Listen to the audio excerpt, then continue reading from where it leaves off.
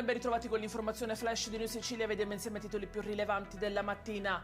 In apertura un'operazione della Finanza contro il contrabbando di tabacchi lavorati partita da una indagine che ha avuto origine da Palermo, smantellato un vero e proprio stabilimento industriale clandestino situato in Puglia.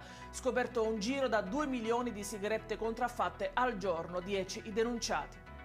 Patrizia Messina Denaro, la sorella del boss mafioso Matteo, è tornata in libertà dopo aver scontato una condanna a 14 anni e 6 mesi di reclusione. Ha fatto rientro nella sua città natale, Castelvetrano, dove attualmente è sottoposta all'obbligo di firma.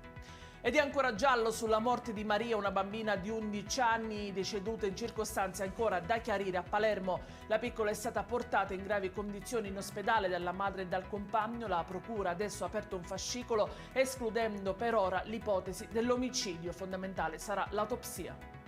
E di un morto e 2 feriti gravi il bilancio del drammatico incidente avvenuto alle prime luci dell'alba di oggi sulla strada Gela-Licata. Un furgone con 3 persone a bordo si è ribaltato, coinvolto anche un camion.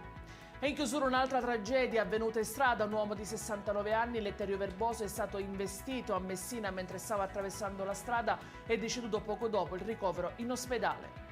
Ed è tutto per questa edizione. Vi ricordo come sempre che i dettagli su queste notizie e molte altre li trovate sul nostro sito e sui nostri canali social. Grazie per averci seguito e a più tardi.